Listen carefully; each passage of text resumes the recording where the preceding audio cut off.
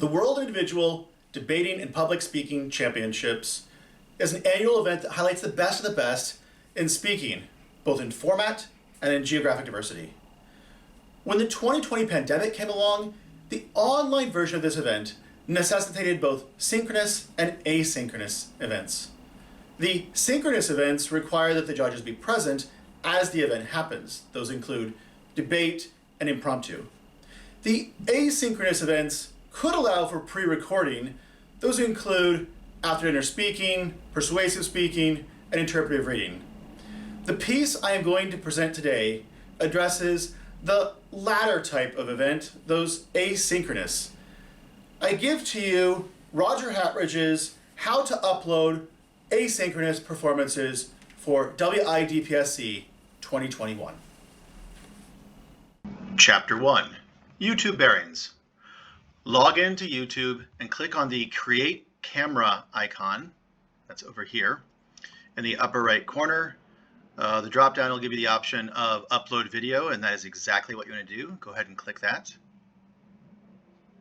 Chapter 2, Select Video. So what you'll do is you can, as it says, drag and drop something in, or you can select a file. I'm going to drag and drop something in. Chapter 3, Details. Please title your video with the following conventions: your name and then the event name. So we're on the same page, your name and your event name. In this case, mine is Roger Hatridge, and my event name is, we'll call it Interpretive Reading. Okay, the internet does not like how I spell my own last name. That's very sad for me. I'm sure many of us have the same situation. Okay, let's go with now, you need to have in the description box, you need to list a variety of things. I will show here what the options are based on the different asynchronous events. So we have, if you're interpretive reading, you don't need to label it interpretive reading there. You'll have that up above anyway. You need to have optionally your name if you want to list it again, because maybe the judge would look and it might be convenient, let's be honest. You definitely need the title, you definitely need the author. Optionally, you might want to have a trigger warning if there is something graphic or otherwise appropriate, because when the person sees this, that's something you may want to have. And in all caps, nothing more. Really, please, nothing more. No commentary, anything, that's it. What about if you're a persuasive speaker? Well, here we can see option B, persuasive speaker. So if it's a persuasive, again, you could list out the persuasive at the top, not necessary. Optionally, you might want to list your name again for the reason I said before. You certainly want to have the title of your piece. Sometimes things get mixed up, and having that there very clearly is quite helpful. Again, trigger warning, if you're going to get into areas where you feel you might want to, you do not have to provide, but you could optionally provide a trigger warning. And again, nothing more, right? And let's be clear, you're not writing and nothing more. I am saying here and putting in all caps, do not put more information, right? It's not appropriate. Okay, and then your last option of the 3 asynchronous things just a bit, after dinner. Again, you could put after dinner at the top, meh. Optionally, listing your name again, but you've got up in title, so it's not truly necessary. The title, you do need to list. If you hadn't thought of a title by now for your speech and you're about to submit it, I guess it's the time.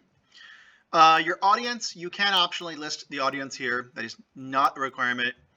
To be fair, you are judged on appealing to an audience, right? Like the relationship with the audience. So that would come across in your speech. Just because you wrote it on this descriptor does not give you a pass. The trigger warning, again, if you get into areas that you feel might be dicey for some audience members, then you can include that here. And again, nothing more. Okay, so then we're going to skip down to audience. You can skip this thumbnail playlist stuff. Skip down to audience. We're going to click that it's for kids. And then we're going to click next. Step 4, the video elements. That's where we are now. Don't do anything here. No titles, no dubbing, no editing. there's going to be a part on the form where you're asked about editing. That includes this part here. Like, no, you're not doing editing. So chapter 4 was a big skipperoo. Next is chapter 5, or step 5, which is the checks. So because I was going through and explaining a lot, it actually had enough time to check my video. Like, you know, did I basically steal from Warner Brothers or some company and like use their video as my video? No, I did not. That was me. So it's fine. Yours, you may have gotten to this faster than I did in this process. So you might not have a check there, and it will tell you like once the thing is uploaded, then it will check. So you'll be fine. Anyway, click next. Okay, chapter 6, notice step 6, visibility. This is super important. The most important thing beyond actually uploading your video. You must click unlisted. If you click private, we will not be able to see your video. This will be akin to a student who does not show up at the room in time to perform the offline event. That would be forfeiting. If you submit a link and it's private, we cannot see it. We are not going to ask all the people to send, oh, can you please send it again? We do not have that kind of time. So you will submit it as unlisted. Public, don't do that either, at least not until the end of the tournament. And then you're quite welcome to switch. But part of that is the way that it's going to disable comments features, and we don't want a lot of comments and things below the video, right? We just want only those things that were listed like 2 chapters ago, and that's it. So this also helps with that. It also gives you your privacy, the unlisted will. Okay, schedule, ignore that.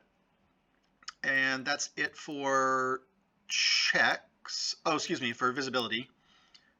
Yeah, we click save. Chapter 7 is link sharing. So go ahead and copy this link.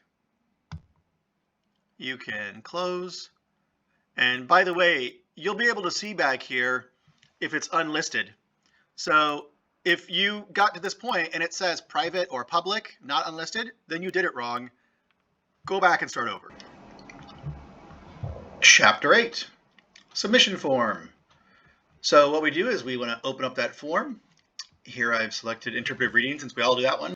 So you go in to fill out your email address. Section 1 is the before we begin, where it's going to make sure that you're really ready. It's got a link to this video you're watching.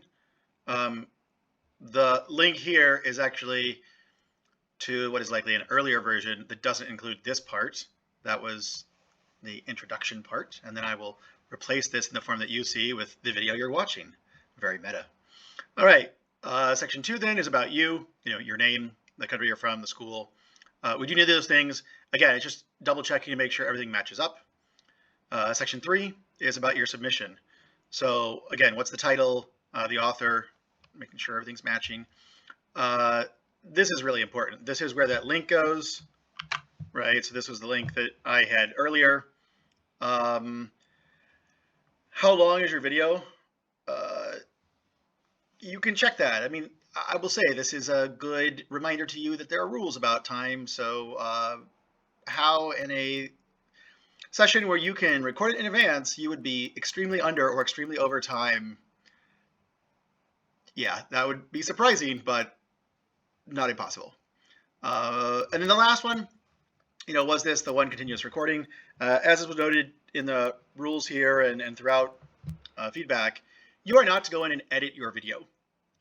You are to record in one continuous sitting your video.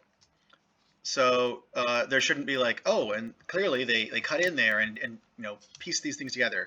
Nope, that will be disqualifying. So do not do that. All right, and then you hit submit, and you're good to go. Chapter 9. Check your email, right? Your email will have those responses in there. You can see what you submitted.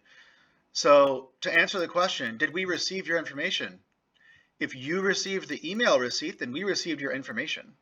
So we really cannot manage emails and requests from every competitor, parent, coach about did we get your submission. The receipt means we got it. Good luck. And I hope you enjoy the event.